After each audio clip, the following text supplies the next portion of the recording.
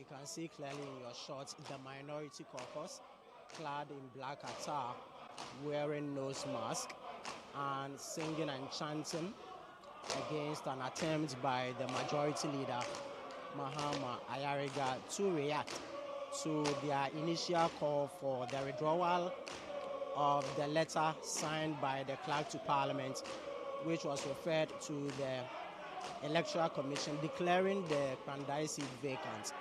That was the initial demand by the minority for that letter to be withdrawn before they can partake in any parliamentary business. Now, right after that submission, some hours ago, the chanting also continued from there. And this made the speaker, the first deputy speaker, who was chairing proceedings at the time, vacate the seat or suspend the seat for some 5 minutes. However, it took more than 5 minutes, almost 2-3 hours before he came back to take the seat. And when he took the seat, he gave the minority chief whip, Frank Anadompre, the opportunity to rehash the point that he earlier made. However, the minority caucus said they wouldn't agree to that. The minority caucus said they will not agree to that. Now, what we see now is the Speaker of Parliament, Alban Bagbin himself, making an entry into the chamber to take his seat and chair proceedings. We expecting to see that Speaker would be able to stamp his authority to ensure that there is some calm and order in the House. But as it stands now, the minority is opposed to any attempt by the majority leader, Mahama Ayariga, to comment on their request for the withdrawal of the letter that was sent to the Electoral Commission regarding the declaration of the Kpandai seat vacant. We know that the Tamale High Court ordered a rerun of the 2024 parliamentary election in Kpandai after its validity was challenged. Now, we know that Kpandai MP or former Kpandai MP Matthew Ndam has filed a stay of execution against this order. However, the court is yet to pronounce on this particular application. To that end, the House or the Speaker directed the Clerk of Parliament to write to the Electoral Commission declaring the seat vacant after the 7-day window allowed for the file of execution had elapsed. To this end, the minority today has clad itself in black attire with nose mask, chanting and banking tables in opposition to an attempt by the majority leader Mahama Ayariga to react or make a comment to their request. We have the Speaker himself, Alban Bagbin, taking over from the first Deputy Speaker, Bernard Ahiafo. And we are hoping that the leadership of the minority caucus would be able to calm tempers and restore order in the House. That is exactly what the first deputy minority whip and the minority chief whip, Frank Anadompre, as well as Patricia Piaget, deputy minority leader, are trying to restore order amongst their caucus to ensure the Speaker, Alban Bagbin, makes some pronouncement on this matter.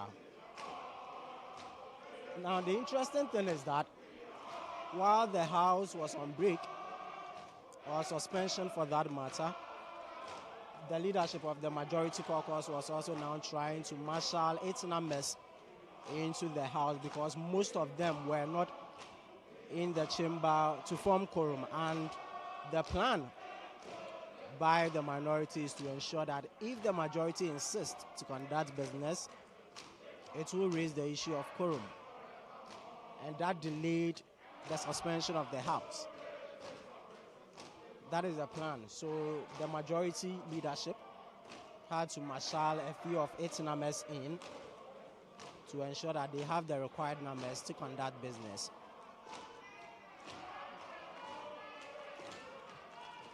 Now, these minority members are holding placards. In addition to their chanting of Mahama no tetem, we no go agree and all that, in opposition to the majority's attempt to react to their request for a withdrawal of the letter to the EC on the Kpandai seat.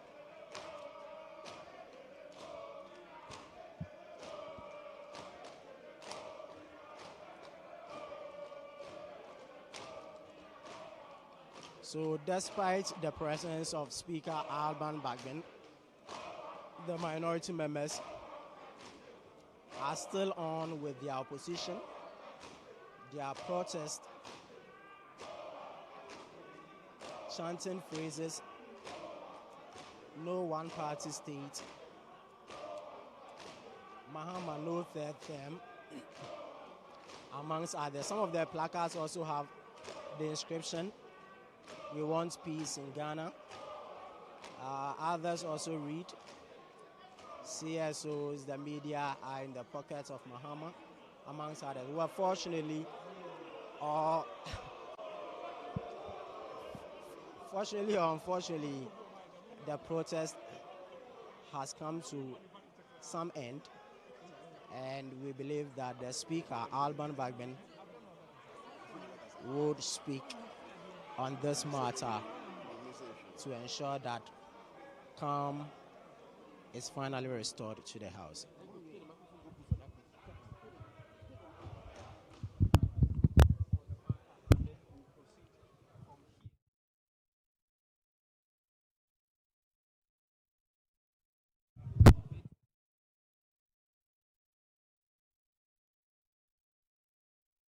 Yes.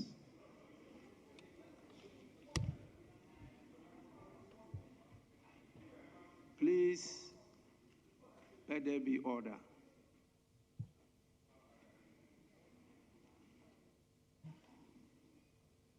Before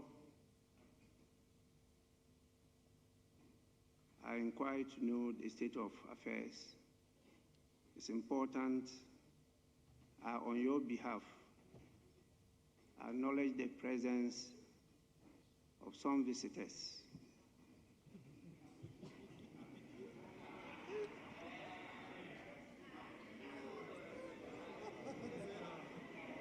We have students from the Muzano Senior High School, led by the patron of the school, Mrs. Samuel Kojo Esuman.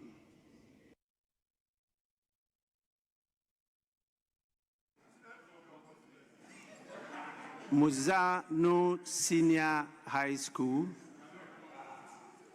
led by the patron of the school, Mrs. Samuel Kojo Esuman. They are 65 in number, coming from the Gomwa West constituency. On your behalf, I warmly welcome them to the House of Parliament, which is the House of the people. As at now, we are occupying these seats on their behalf. So please, you are welcome, and don't be surprised. These are your products. It's Ghanaians who vote for us to be here. And therefore,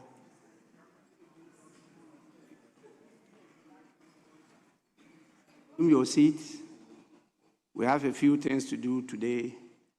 And just please keenly watch what is happening. Learn the good ones, not the bad ones.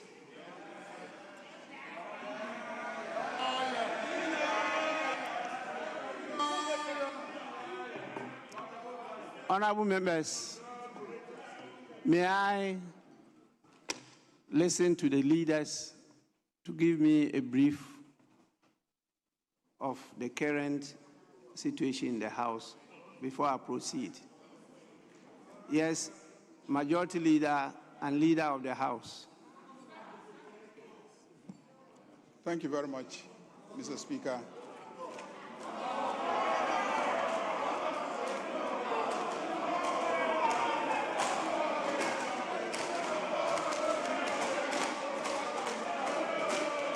Honorable members,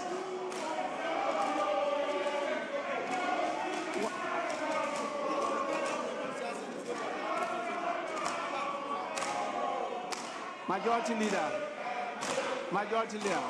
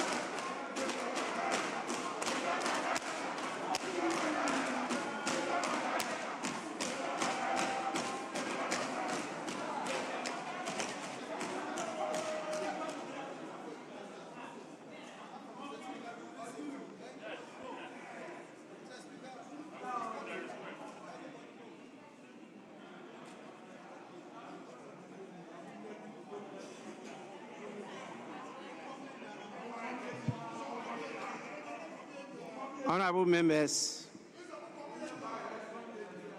I want to humbly draw your attention to our standing orders. Honorable member,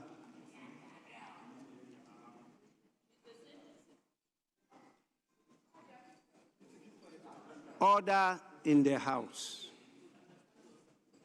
Order in the House.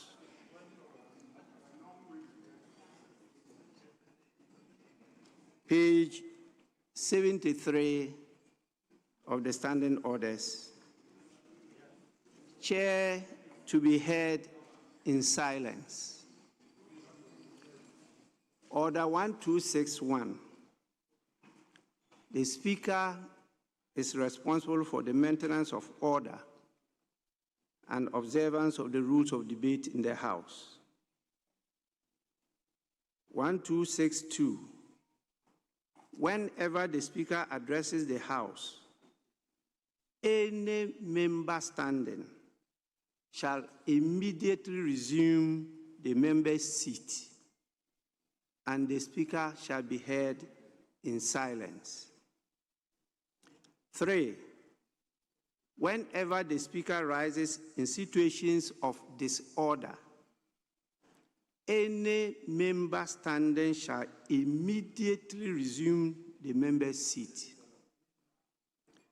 4. A member shall not leave the member's seat while the Speaker is addressing the House. Honorable members, this is just to refresh your memory.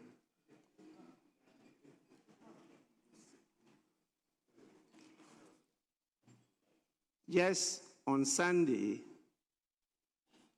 I had the honor of hosting the first-timers at the residence of the Speaker, which I happen to occupy now.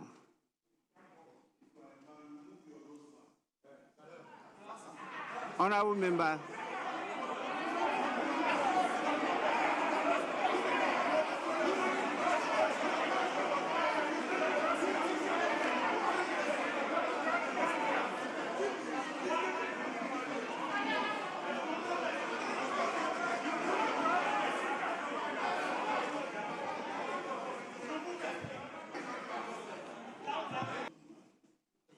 this is the House of Representatives.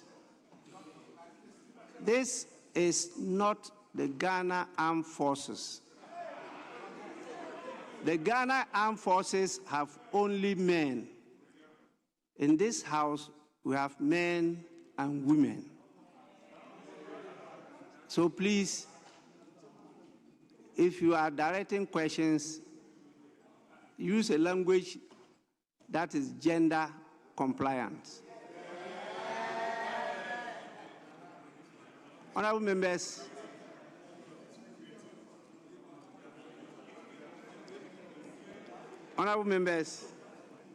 please, I keenly observed all what took place this morning and this afternoon. But the order permits me, on resuming the seat, to at least inquire to know the state of affairs. Usually, we start with the leader of the House. If for any good reason you think that we should listen to somebody else, we will do so. But for business, it must continue to go on. Honorable members, please, we are in a democratic state.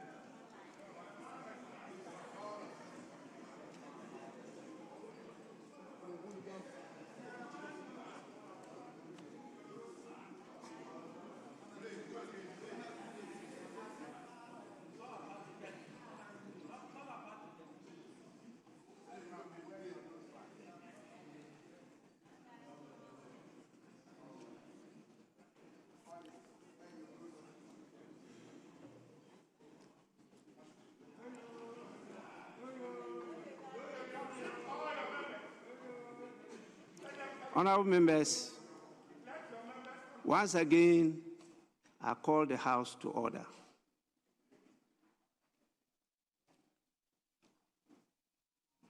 I want the sense of the House as to where to start from. If you want to vary the order, we are always applying, which is a convention now. Usually, the leader of the House is given the opportunity to start. I would definitely listen to other views. But this is a house of order. Please.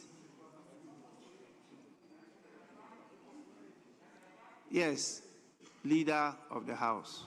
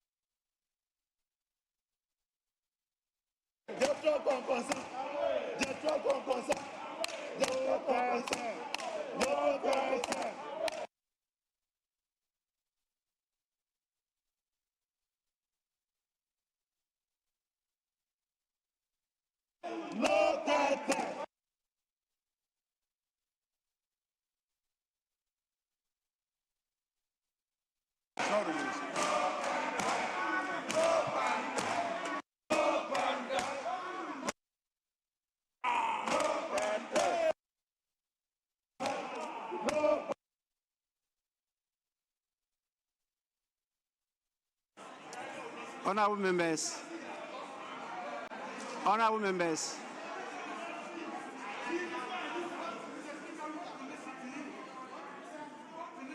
no, honorable members, clearly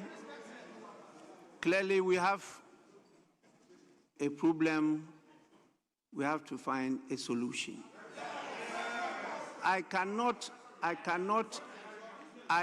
guide the House to find a solution without listening to the House.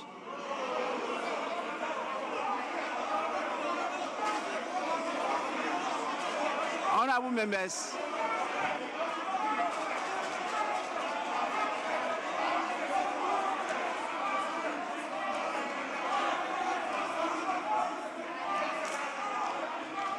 Honorable members, honorable members, honorable members,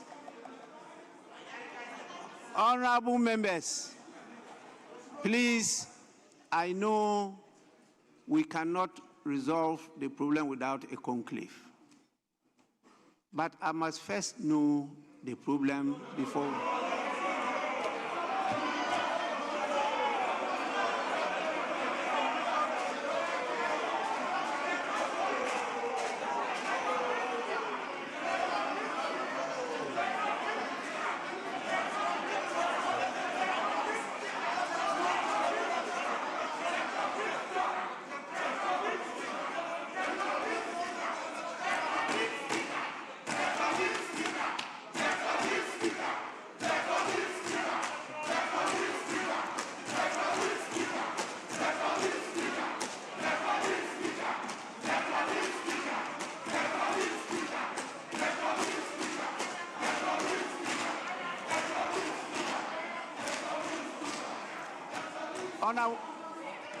Honorable members, the gentleman, please, the gentleman on my right side is the clerk to Parliament.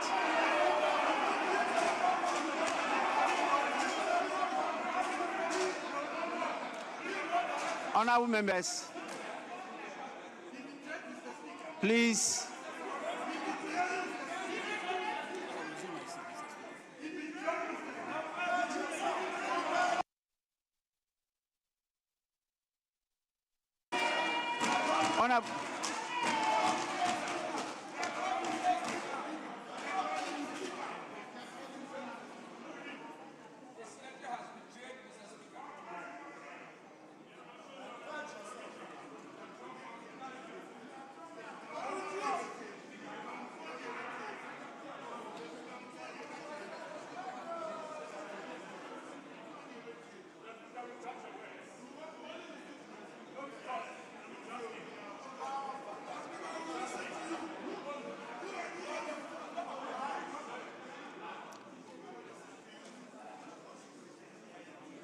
Honorable members, we need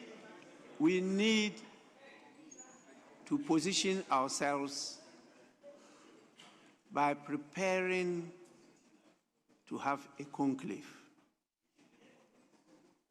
Please, both sides will have to come to an understanding that there is a need for us to have a conclave where the Speaker will preside over the discussions at the conclave and then mediate for us to come to consensus.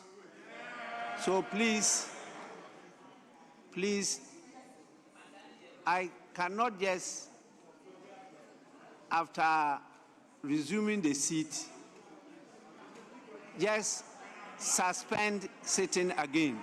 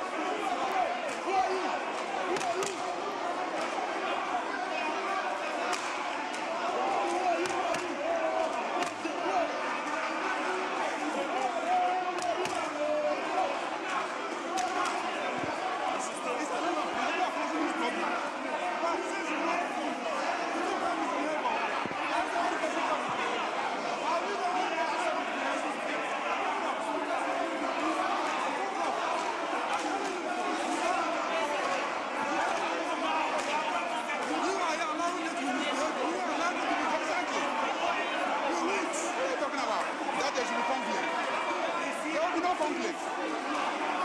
There will be no conflict. The debate will take place in open. The whole of Ghana will witness the debate. The debate will take place in open. The whole of Ghana will witness the debate. There will be no committee. There will be no committee of the whole. We are not compromising. We will not. The debate will take place here in open. You don't know who me. You don't know me. Eh? The debate will take. We can sleep here for 1 week. The debate will take place. Ghanaians will know that you are wrong. Ghanaians will know that you are wrong.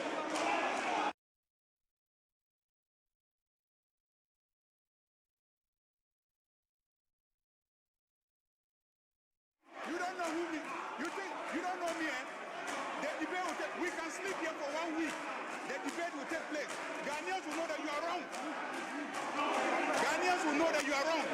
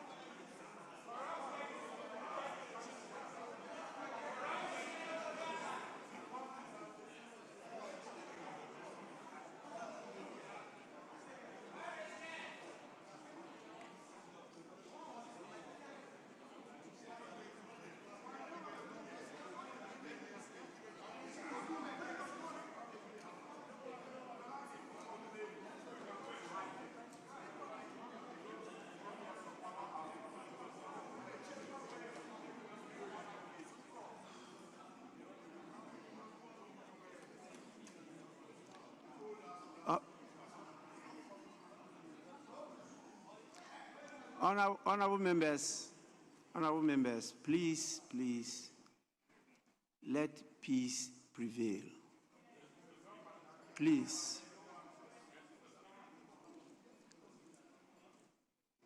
The alternative to peace is something that none of you will treasure.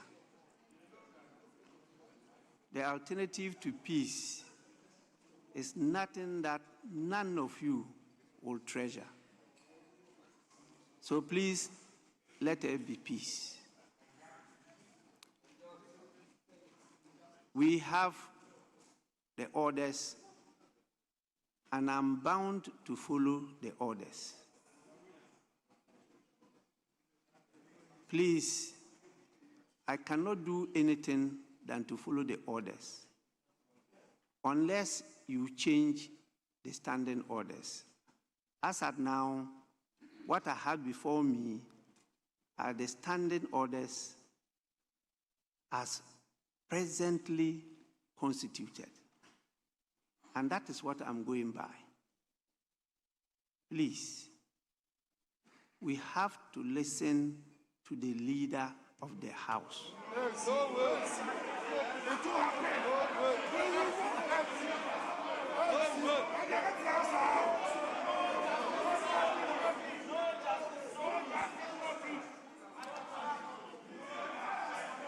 And the alternative,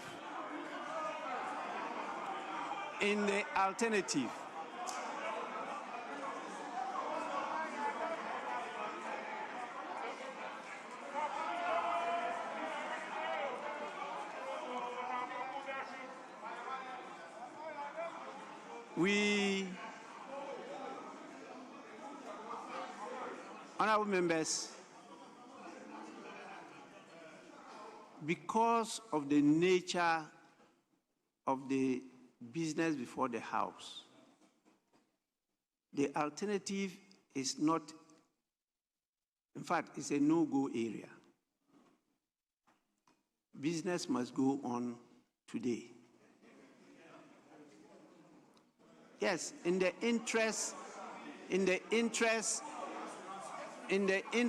of the country, in the interest of the public, the people that we represent here, business must go on. In your own interest, we have to continue with the business of the day. Please, for the last time, let business go on. Peace must prevail.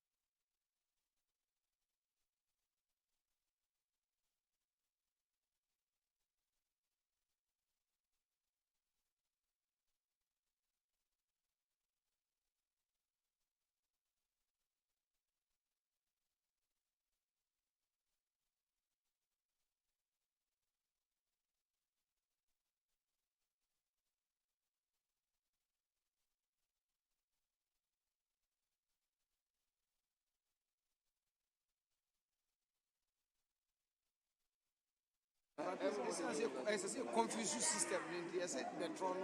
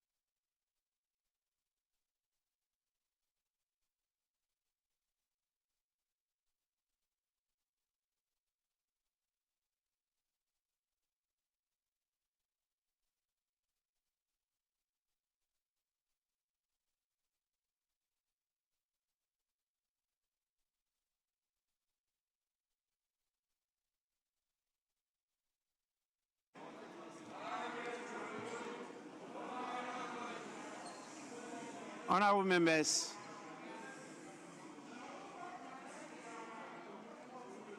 after consultation, I will suspend sitting for 5 minutes. I'll be back within 5 minutes. Sitting is accordingly suspended.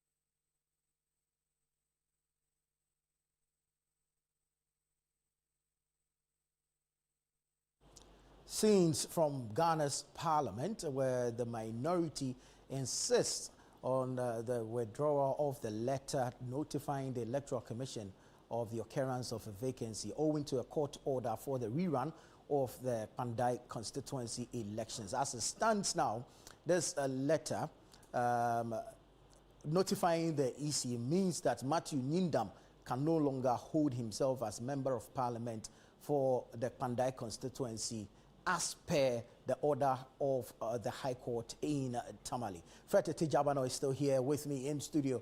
And Fred, it looks like it will be a very long day today. A very, very long day. The stalemate doesn't seem to be resolved. Yeah.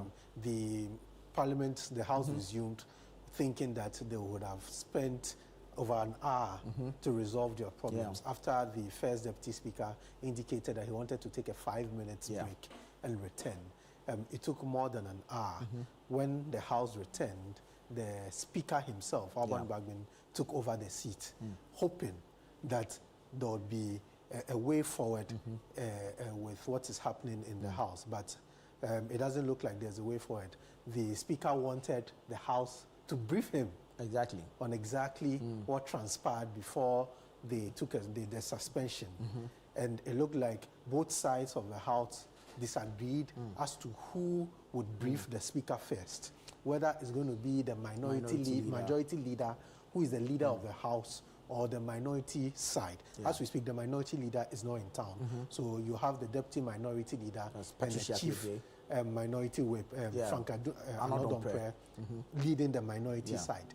But it looks like the minority are against the fact that the leader of the House, who is the majority leader, would be the first person to speak and address the Speaker of Parliament to explain exactly what took place. So it's been a back and forth. It looks like the protest on the minority side is that from what parliamentary correspondent Niaikwe Okai said in his commentary earlier, is that they'd prefer their chief whip to wrap up his submission on the matter before the majority leader, Mahama Yariga, can react to same.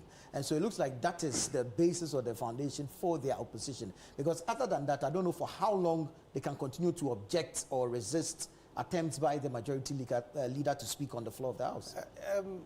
Nana, your leader was speaking when the... in fact, he ended the... To be very fair, let's recap what happened. So before the House started or went on the suspension, Frank Adompre had just completed himself, finished his submission calling to for the reversal of the clerk's letter.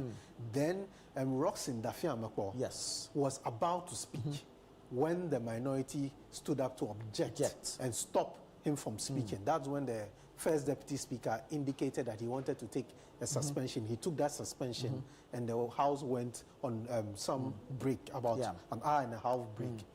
When they resumed, the speaker then came and says, I want an explanation. I want to understand exactly what is taking place. So the majority leader should now tell us what his side of the story is. But it looks like the minority believe that is a new speaker, the speaker himself. Therefore, they need to make their case again. Yeah. Since it was better than Hiafo that was in the seat when they made their case early on. So they want to make their case again before the majority leader would then respond to them. The speaker has tried so many times to find a resolution to this, to the point where he wanted to even call for a conclave. So when the speaker calls for a conclave in the House, what he means is that now they are going to sit in camera, so that everybody now would bring their grievances in camera. It will not be in public, as we saw some few minutes ago. There and there, the majority also stood up and said what? They were not going to allow for the conclave.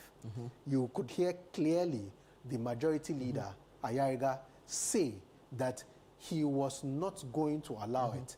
He was going, if they were going to stand there for 1 week, he is prepared to get them to be there for 1 week till he makes his submission. It's quite interesting why the two sides of the House have not been able to find a resolution to just this very simple issue. But Nana, once again, it takes us back to about a year ago. So this same thing in Parliament is playing back something which happened about a year ago. So you recall, this also had to do with a vacant seat. There are 6 vacant seats before the election, where you had some members of the majority then now crossing to be independent candidates, and a member of the minority then also wanting to contest as an independent or filing to contest as an independent candidate. You'll recall that because of that issue, Parliament could not sit for so many weeks because it was a back and forth. The majority said they were a minority. The minority said they were a majority.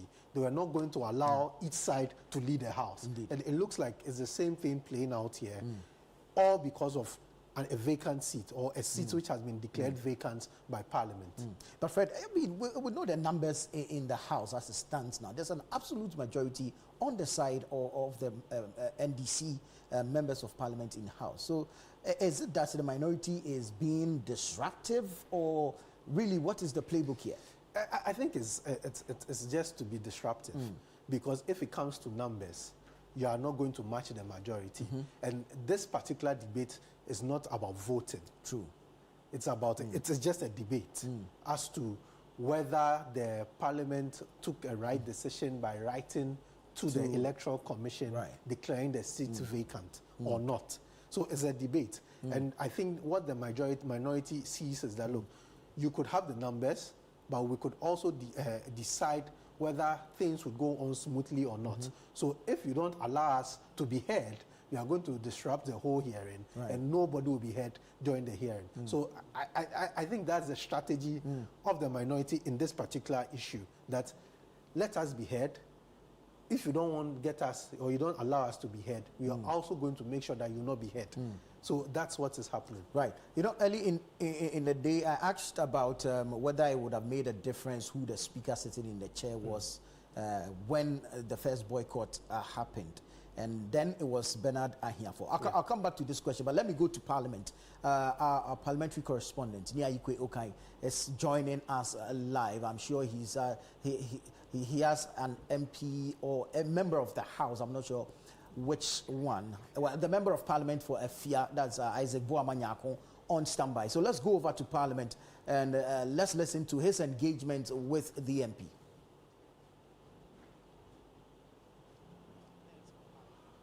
So I have been joined by the member of Parliament for Efia, Honorable Isaac Boamanyako, to speak to us on what exactly the situation is on the floor of the House today. We know that as a caucus, they have made it clear to the Speaker that the letter that was sent to the Electoral Commission declaring the Kpandai seat vacant should be reversed as soon as possible. Now, they have made that particular call, but we are yet to hear from the Speaker. Honorable, we know that per practice, when you have made this point clear through your leader, at least there should be a response from the majority side. However, in this situation, you are denying the majority leader an opportunity to comment on this matter. Why? You see, thank you very much. The point has to be made that our position clearly articulated is before the Speaker. This is a House of Records, and so Speaker can easily call Hansard and then deal with it. Our objection to the majority leader coming to make any pronouncement is that it doesn't lie in his bosom to respond to the issues that we've raised. The issues are directed straight on the table of the Speaker of Parliament. And so we don't want any delayance, any attempt to water down, try to justify anything from the side of the majority. It is a position at the bosom of the Speaker. And so we expect the Speaker to respond immediately to our request, let him give his directives, and then we'll continue to do business. But this situation of inviting the majority leader to come and say what? We've never said anything to the majority leader. This is an address. It's a letter written by the clerk to Parliament. It is under the instruction of the Speaker of Parliament. And so we want the Speaker to deal with the issue, then we can proceed from there. Now, he's the leader of government business. For all you know, he could be varying the order of business for other activities to take place. Why don't you just give him a fair hearing so that if what he's about to say contravenes your demand or goes, against whatever you've said, then you could make your protest?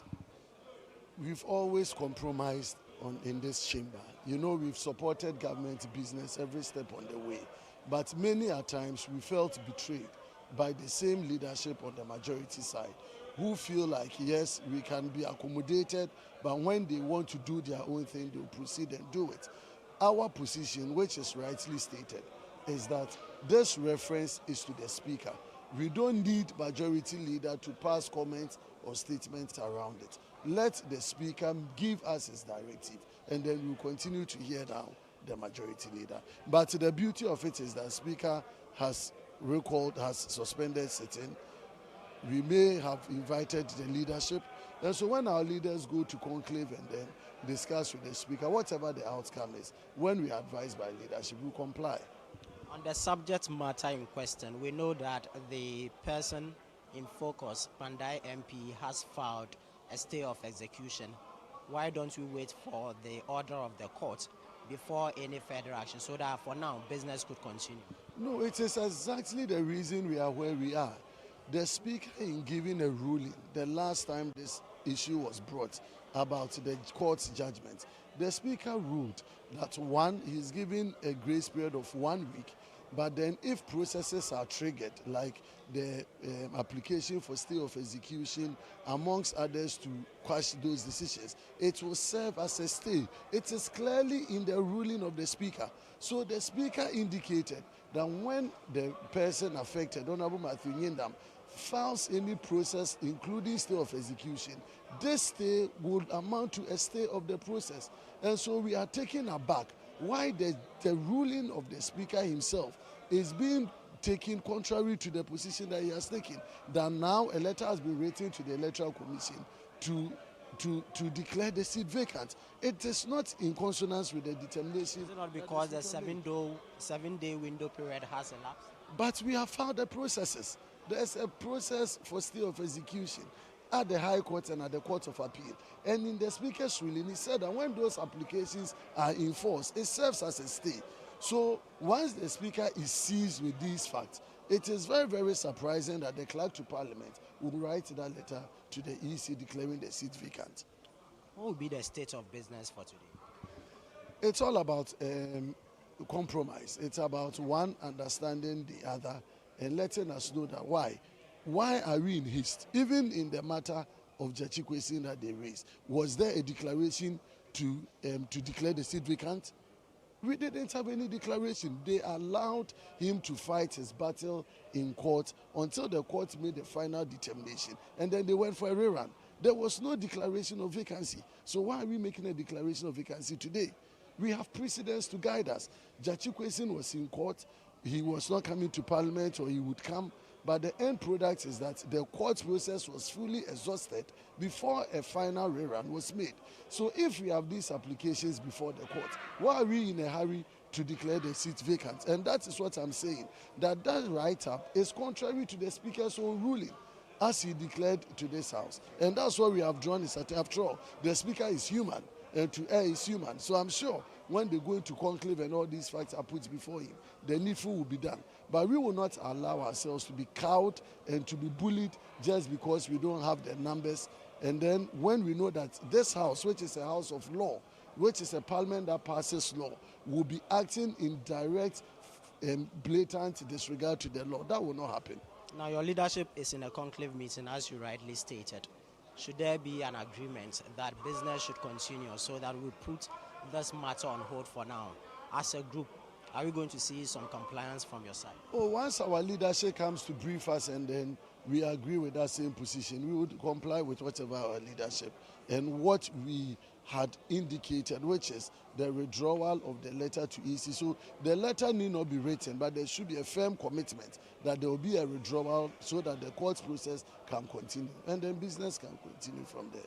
Thank you so much for speaking. Most grateful for the opportunity. So, Nana, you heard me speak to the MP for Efia, Isaac Boamanyakun, sharing with us his perspectives on happenings on the floor of Parliament today. Right from the beginning of proceedings, the Minority Chief Whip, Frank Anodompre, made a statement to the House declaring or expressing the minority's displeasure with the letter from the Electoral Commission to the letter from the clerk to Parliament to the Electoral Commission to declare the Kpandai seat vacant. Now, the minority is very agitated about this particular letter, demanding that it should be reversed immediately. Based on that statement that was made, we didn't hear any comments from the majority side, neither the Speaker at the time, that's the First Deputy Speaker, Bernard Ahiafo, who was chairing proceedings at that moment. Chaos erupted, with minority caucus banging tables, chanting war songs, and then also declaring that business will not take place if their demand is not heeded to. Based on that, the First Deputy Speaker, who was chairing proceedings, had to suspend the House for 5 minutes, but it took more than even 2 hours for him to return. When he returned, there was still disorder in the House as the minority tried as much as possible to oppose an attempt by the majority leader, Mahama Yarga, to comment on that particular demand that they made. To this end, we saw the Speaker, Alban Bagbin himself, make an entry into the chamber to take over from the First Deputy Speaker. He's also made several attempts to ensure that there is calm and order. However, the minority insists on having the letter sent to the This has forced a suspension again to have the leadership of the House, both from the majority and minority sides, into conclave meeting. I have been joined by Honorable Member for Afajato South, Frank Efriye, to also speak to him. Honorable, thanks for joining us. Pleasure is all mine. So since 12:30, we haven't been able to do any government business today because the minority is demanding a withdrawal of the letter to the EC declaring the Kpandai seat vacant. Your side is also insisting that business must take place today. What is happening? Well, as to what is happening, you have seen it yourself. Very unfortunate. It clearly looks like it's premeditated, highly planned, to disrupt today's proceeding. Because you see, the issues, if you really want to set them into perspective, are clear for everyone to see. We are dealing with the different arms of government.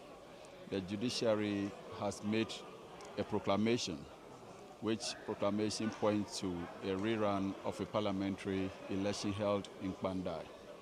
And then the Right Honourable Speaker had been joined to this whole thing through the Speaker to Parliament. And indeed, when it happens that way, you must comply with democratic principles. We have stated procedures as in law that when the court pronounces and there is nothing barring Parliament from discharging its duty by way of injunction, the Speaker and then the clerk, they are duty-bound to ferry this to the right quarters, which is the Electoral Commission. At this point, their argument is the stay of execution has been filed. So why don't we wait for the court to make a pronouncement before going ahead to declare that seat vacant? The truth of the matter is that Parliament is a distinct arm of government. And if nothing legally, constitutionally bars it from performing this particular duty, then you agree with me that you cannot say that the Speaker should hold on until God knows when. Indeed, the court can take the next 5, 10 years, to come to deal with the appellate case that the member is seeking to do. You understand my point? And so if any grave injustice or whatsoever will be meted out to him, I believe that the ground will be able to speak, because you have held election. 41 of the polling stations are being in grave dispute. The court has gone into the issue, and the court says that they should be rerun. The whole parliamentary election should be rerun. I believe that everything is almost constant. The two candidates are still alive. Their support base is nothing, absolutely nothing has varied. And so where you test your strength, your popularity is Kpandai before the voters. And so all that we are doing over here, whether you are from Kwadaso or you are from Nsawa and Rajuri or you are from Afajato, we have very little say in what the people of Kpandai will do. In as much as somebody will argue that he is being given unfair opportunity in the sense that he must exhaust all the legal avenues there are for him, I think that finally, the court will have to make a proclamation, which judgment will have to be what? Reflective in the decision that the people of Kpandai will make. And so I do not see the head and tail of the agitation that is ongoing over here. When the member himself is not crying as they are seeking to cry, it clearly shows that they are... But he's part of a group, so they are showing solidarity. Solidarity, fine. But when you go to such an extent that appears a bit unreasonable, then it becomes very destructive to the democratic culture we are practicing. I think that for me, that is the point of worry. To the extent that the standing orders of the House are no longer operative, the Speaker rises and they are unable to give him that reverence or respect. I think it's unfortunate. But we can understand that on the spur of the moment, anger have flared up, and of course, some of these things are bound to happen. But I believe that cool heads must prevail, so that as a house, we become model and example for the people out there. If the chamber that is made up of the best representatives of all the 276 constituencies that we have at the moment, if we cannot conduct ourselves well, can you imagine what will happen on the ground when this by-election sets in motion? So I think that what we do can cascade into what will happen on the ground. Is the more reason we must behave well in such a way that no single life will be lost, or there will not be destruction to property as well. Would the majority conduct any business today? Well, that lies in the bosom of the Speaker, and rightly, as you might have seen, leadership has gone back into conclave. I think the essence is to see as much as possible how we are able to judge behind the scene among leadership, so that the rippling effect will be brought to bear on the rest of the membership on both sides of the aisle. I think that when they come back, we expect that we have a lot of business ahead of the rising period, which is 19th